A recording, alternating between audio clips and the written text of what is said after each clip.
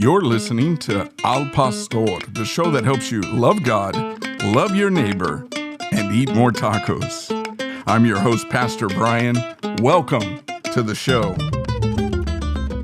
Hey, friends, I want to welcome you to today's podcast. In our last episode, we saw the Apostle Paul, along with Luke. There was a total of 276 people. They found refuge on the island of Malta. They were welcomed by strangers. They were warmed by fire, and God's providence was abundantly clear. Now, in today's episode, verses 3 through 10, things kind of take a dramatic turn. While helping build that fire, Paul is bitten by a viper. And the natives, the islanders, they think that this is judgment from the gods. That is, of course, until Paul just shakes the snake into the flames and he's good to go. Now, from that moment on, something shifts on the entire island. God begins to heal the sick and doors open. And so what begins as a shipwreck turns into a healing ministry. Isn't that how God moves sometimes? I want us to walk through Acts 28, verses 3 through 10. I want to see how God brings miracles out of Malta. Let's begin reading in verse 3, and we'll read down to verse number 6. The Bible says, "But when Paul had gathered a bundle of sticks and laid them on the fire, a viper came out because of the heat and fastened on his hand. So when the natives saw the creature hanging from his hand, they said to one another, 'No doubt this man is a murderer, whom, though he has escaped the sea, yet justice does not allow to live.' But he shook off the creature into the fire, and he suffered no harm. However, they were expecting that he would swell up or suddenly fall down dead. But after they had looked for a long time and saw no harm come to him, they changed their minds and said that he was a god." Now, this is very, very interesting. First of all, Paul isn't one to kind of sit around and just be served. Even after the trauma and the shipwreck, he's soaking wet, he's cold. He lends a helping hand. He gathers some wood for the fire, just like everybody else. That's small, unnoticed acts of humility really is a demonstration of leadership, and it helps set the stage for something really that's unexpected. It's a test, a miracle, and of course a witness. Now, as he throws the sticks into the fire, a viper, which is driven out by the heat, latches onto his hand. Now, Luke's word here means that the snake fastened itself. And so I want you to kind of visualize this in your mind. It has attached its teeth into his hand. It is hanging. It is visible. It's undeniable. And the reaction is immediate. The locals, they're watching this in horror. Now, in their worldview, which is shaped by Greek mythology and Roman superstition, this is divine justice. They say he must be a murderer. He escaped the sea, but Dike, which is the goddess of justice, won't let him live. Now, their theology was kind of crude, but it's actually familiar. Well, what is that? That bad things happen to bad people. Now, it's interesting to note that both Horton in our discipleship guides and Shanbol out of the Zondervan exegetical commentary, they both note that Dike was a personified goddess in the Greco-Roman belief. This is the daughter of Zeus who would make sure that wrongdoers got their due. And so think about this, a snake bite following a shipwreck. This was enough for him to look guilty in their eyes. They just are simply saying the gods are taking care of business. But what about Paul? He doesn't scream. He doesn't panic. He doesn't even stop working. In fact, he just shakes that thing right off into the fire. Now, I got to pause here for a moment because, there's nothing new under the sun. I don't know if you've ever heard of this artist. I think she might be famous or something. Her name's Taylor Swift, and she has a song that's called Shake It Off. And I think that this is where she got it from. So here's the Apostle Paul. He's shaking off that snake into the fire, and the crowd waits. and every eye is locked on the Apostle Paul. Their hearts are full of fear and superstition. They're expecting his hand to swell up, for his knees to buckle out from underneath him. But guess what? Nothing happens. They let some time go by. And what happens? Still nothing. And so in this moment, the natives' theology, it swings from condemnation to exaltation. They say he must be a god. Now, I want you to think about this. This isn't the first time that Paul has encountered such a wild public opinion.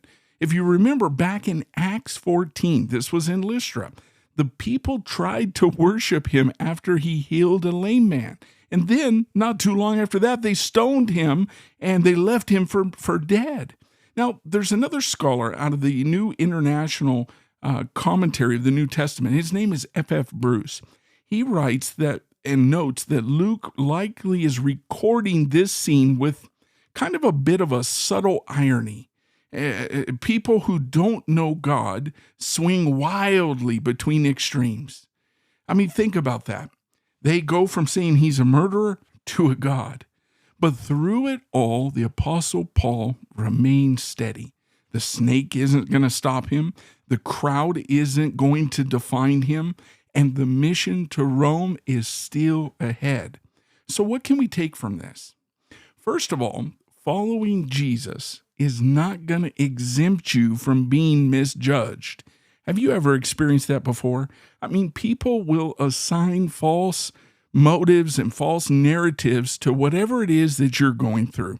And unfortunately, this happens in the Christian world as well. I mean, they'll say you're going through something because it's punishment from God, when really, spiritually speaking, it's preparation. Here's the second thing. Attacks are going to come, but the attacks on your life and against whatever it is that God has for you, they don't get the final word. And so you got to do what Taylor Swift sings about. I know it's like, oh, Pastor, you're getting so worldly now. You got to shake it off. You got to shake off that snake.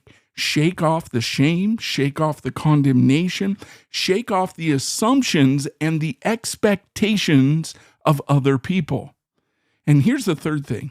When the Holy Spirit is upon you, he already lives in you, but he comes upon us for extraordinary service. Even the venom can't touch what God has in store for you. Do you remember what Jesus promised in the book of Mark? He says they will take up serpents and it will by no means hurt them. Now, obviously, Jesus wasn't talking about snake-handling churches, but this is an example of Mark 16:18 if I ever saw one. This is the fulfillment of the promise from Jesus Christ himself. They will take up serpents and it will by no means hurt them. This wasn't just a random bite. It was a moment that God was setting up to prepare this island for the gospel of the kingdom of God. The fire exposed the snake, and the Holy Spirit preserved the Apostle Paul. So let's not miss it. The same hand that was bitten will soon become hands that heal. Let's read verses 7 through 10. The Bible says in that region, there was an estate of the leading citizen. Lost my place. There it is. An estate of the leading citizen of the island, whose name was Publius, who received us and entertained us courteously for 3 days. And it happened that the father of Publius lay sick of a fever and dysentery. Paul went into him and prayed, and he laid his hands on him and healed him. So when this was done, the rest of those on the island who had diseases also came and were healed. They also honored us in many ways. And when we departed, they provided such things as were necessary. So I want you to picture this. The fire's still burning.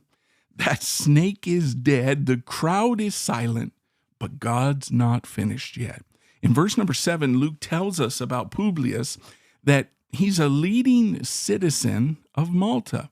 Now, that phrase, literally, the first man of the island, was an official title. An author by the name of Shanbo, he actually confirms the archaeological findings back to this designation. Isn't that interesting that even today we have found archaeological proof of a man by the name of Publius that lived in the first century on the island of Malta? And most likely, he was a Roman appointed governor of Malta, a man who had wealth, who had power, and who had influence. And so what does he do? He opens up his home. Paul, who was a prisoner in chains, now walks through the doors of power. He's not doing it in defiance, but in the favor and grace of God. And he's welcomed for 3 days. Likely with some of the companions that are with him, just like Luke and most likely Julius the centurion. The island's most prominent man is now providing shelter and hospitality to the Apostle Paul, who was judged by the natives as cursed and probably a murderer. But there's something deeper happening, something more profound at work here. Publius's father is sick. In fact, he's very sick. Now, let's not forget that Luke is the physician, and he describes this specifically.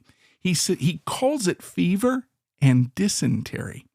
Now, in our discipleship guides, Horton and another commentator by the name of Barton in the Life Application Commentary, they note that this may have been what we have now identified as Malta fever. It's a serious bacterial infection that was spread through goat's milk, which could last for months or even years. So what does the Apostle Paul do?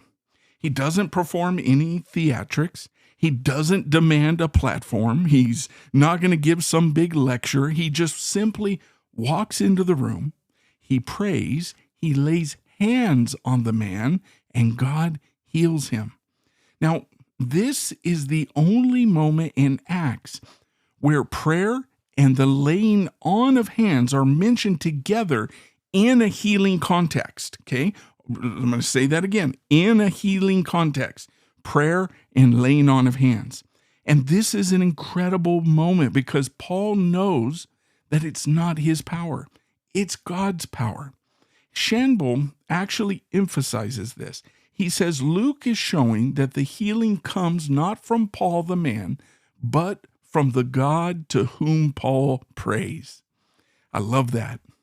And so as soon as Paul prays, the doors fly open and the word spreads and the people begin to come, one right after another, the sick, the diseased, the afflicted.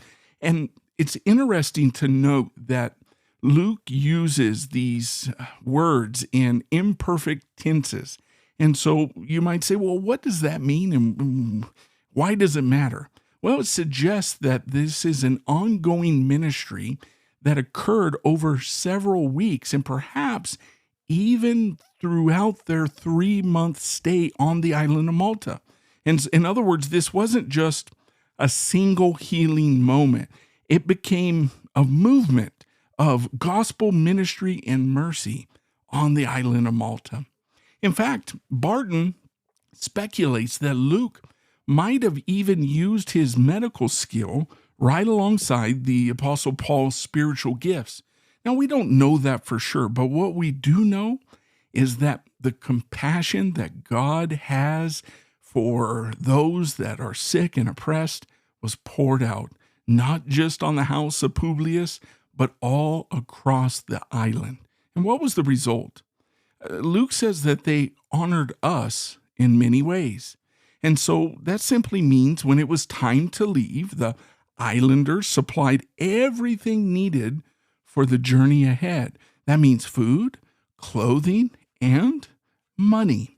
Now, it's interesting. I can't prove this or say beyond the shadow of a doubt, but you got to think that Paul rented a room in Rome, and he had to get some money from somewhere. I'm sure he could have raised some funds from the Christians that were there in Rome, but he might have got some money right here on Malta.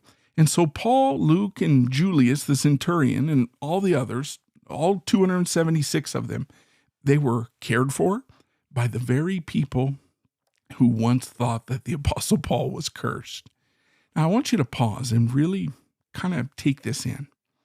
It's the same hand that was bitten by a viper now becomes a vessel for God's healing. And the same island that looked like a detour, it becomes a divine appointment. And the same people who misjudged Paul are now honoring him as a man of God. Can I tell you that this is what God does? He takes what looks like just delay and he uses it for display. Not because Paul's some big shot and not because of Paul's greatness, but because of God's own power and mercy. And so I wonder today, are you maybe finding yourself in a place that looks like it's a detour? You're not even sure why you are where you are. Or are you carrying around maybe the sting of being misjudged or underestimated or misunderstood? Are you wondering if God could use maybe your weariness, your waiting, maybe even your wounds? I want to encourage you today to remember Malta, because Malta wasn't a mistake. It was a mission field that came directly from God. Now, the gospel, the saving knowledge of Jesus Christ, that means his life, his burial, his resurrection, his ascension, it's not explicitly mentioned in these verses, but I think that we know better than that. It is everywhere in the fruit. It's in the gospels embedded here in the healing, in the hospitality, in the generosity, in the honor. God was moving and hearts were opening. And Paul was being prepared once again for what lies ahead in Rome. And so today in this podcast, I want to just leave you with this. The snake couldn't stop him. The sickness couldn't stop him. The storm couldn't stop him. And neither will whatever it is that you feel you're facing. If the Holy Spirit is with you and upon you and in you, God has your back. Malta was never the end. It was just a detour on the road to Rome. Hey, I want to thank you so much for tuning in today. If there's anything at all that I can do for you or answer any questions for you whatsoever, please feel free to comment down below. And if you listen to this, drop me a comment. Let me know how you're doing. And I'm looking at either finishing out 28 or just covering the last couple of verses out of chapter 28. But boy, I really am enjoying and have enjoyed over these past weeks, 28 weeks to be exact, our time in the book of Acts. May the Lord bless you.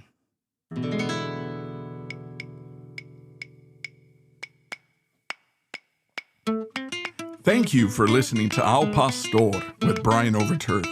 If you found value in this, please subscribe and get updates most places podcasts are available. We're right here on Anchor FM through Spotify, also on Apple Podcasts, Google Podcasts, Amazon, and iHeartRadio. I hope you'll tune in for the next episode. Until then, we'll see you later.